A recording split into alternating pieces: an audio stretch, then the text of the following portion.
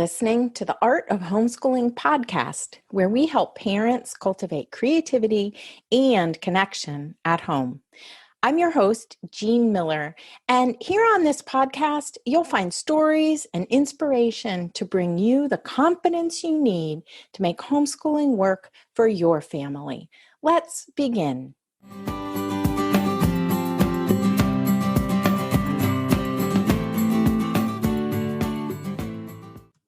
Why is it that as parents, we are so often second guessing ourselves, wondering if we've made the best decisions, if we're doing enough, if we're getting it right, when what we really need is to shore up our resolve, gather resources that will support us, and tap into our deepest trust.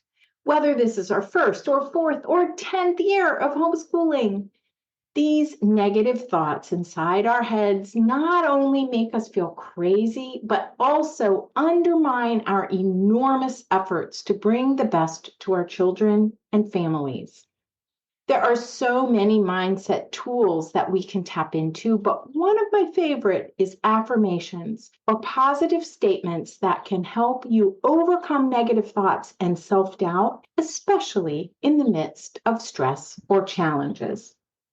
Affirmations are not magic cures or a transcending panacea to everything, but they are a self-help tool that's handy to have in your back pocket. And in modern life, we need all the tools we can get, all the tools we can gather to help balance our lives and emotions.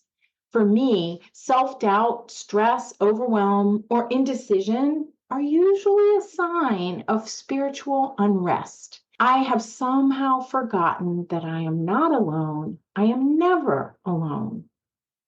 Back in my homeschooling days, it was that I'd forgotten I felt called to spend my days with my children, forgotten that the arts-infused Waldorf-Inspired curriculum called to me because it's healing for us all. Even now, after all my years of homeschooling, I can still get stuck in comparison mode. With all of our access to seeing snippets of others' lives on social media, it's so easy to make up stories about everyone else doing so well out there while I'm over here in my little corner of the world making a mess of things. This comparisonitis, as I like to call it, is clearly not helping, nor is it healthy. Newsflash, the U.S. Surgeon General has even issued a warning about social media and mental health. If you want to read more about this, check out this summary. I'll put a link in the show notes, a summary of Dr. Vivek Murthy's recent New York Times opinion piece, Why I'm Calling for a Warning Label on Social Media Platforms. It has some great suggestions for us as parents, and it is also a good reminder of how we can take better care of ourselves around social media. The struggle is real, my friends, even for us as homeschooling parents. Affirmations can really help to remind us of our values and what's most important to us in our lives. Just simple truths for us to remember. Here are some simple truths that you may have forgotten. We all have good days and bad days, clean sinks and dirty sinks, cooperative children and saucy children. We all wonder sometimes why we chose this over that and think that would be so much easier and what's wrong with me. We all want it all right now.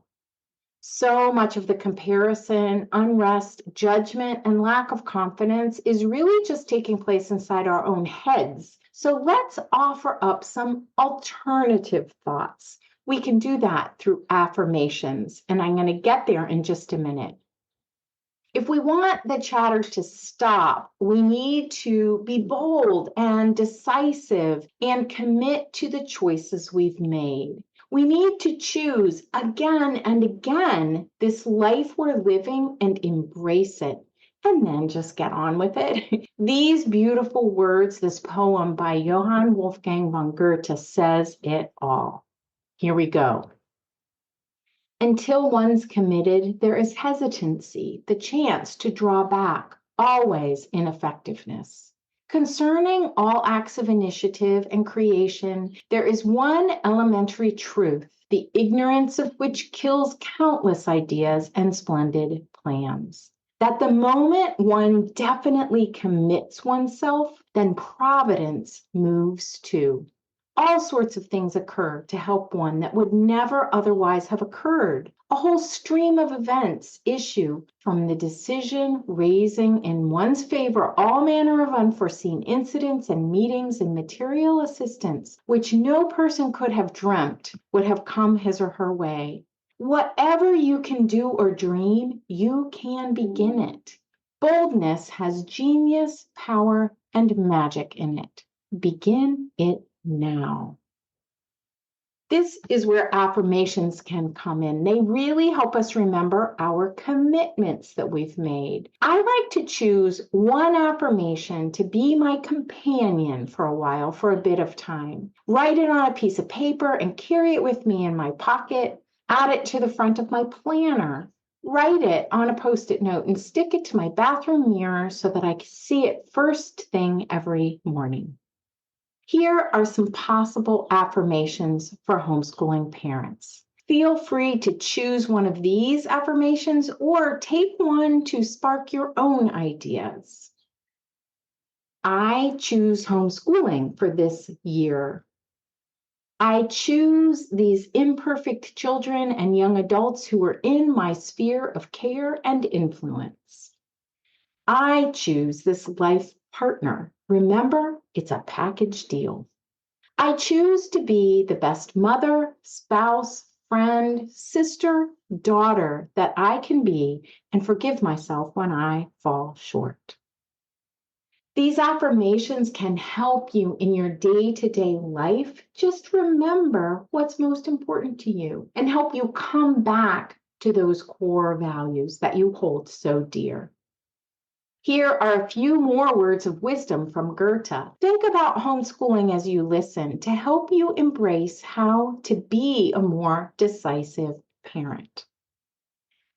I have come to the frightening conclusion that I am the decisive element. It is my personal approach that creates the climate. It is my daily mood that makes the weather.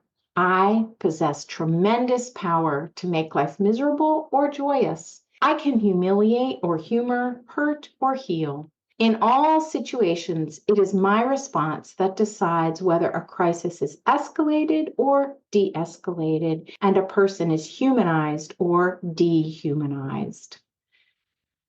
This quote was shared with everyone in my training to become a Simplicity Parenting Family Life Coach. And I find it to be an inspiring reminder of my role in my family.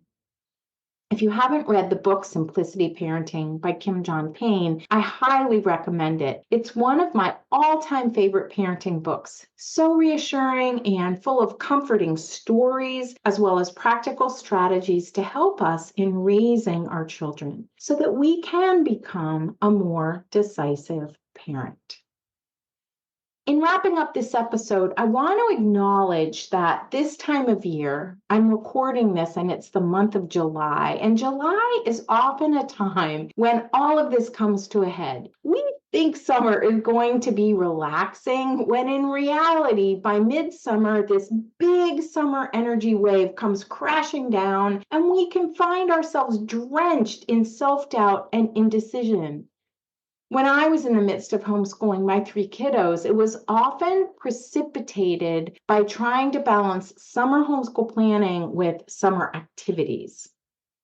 Now, these days, I find my energy going toward planning and preparing for the Taproot teacher training. It's a homeschool training retreat that I organize and host along with my mentor, Barbara, and an incredible team of expert homeschoolers.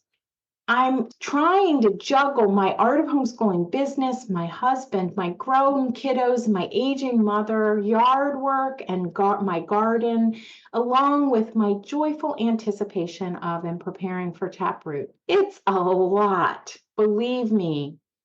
At Taproot this year, our focus is tapping into your flow, finding your flow. And affirmations are such a simple tool to help us connect with ourselves, our place in the universe, and our very important roles in our families. I hope these ideas about affirmations have resonated with you. Be sure to check out the show notes for more resources you might want to dig into, including episode 30, Encouragement for Moms, and episode 80, Homeschooling Mantras. You can find the show notes at artofhomeschooling.com/episode 190. And if you're feeling intrigued by an in-person transformational experience for homeschooling parents, find out more about the Taproot teacher training in the show notes as well. We'd love to have you. It's our 18th year putting on an amazing homeschool training and retreat weekend here in Northern Ohio.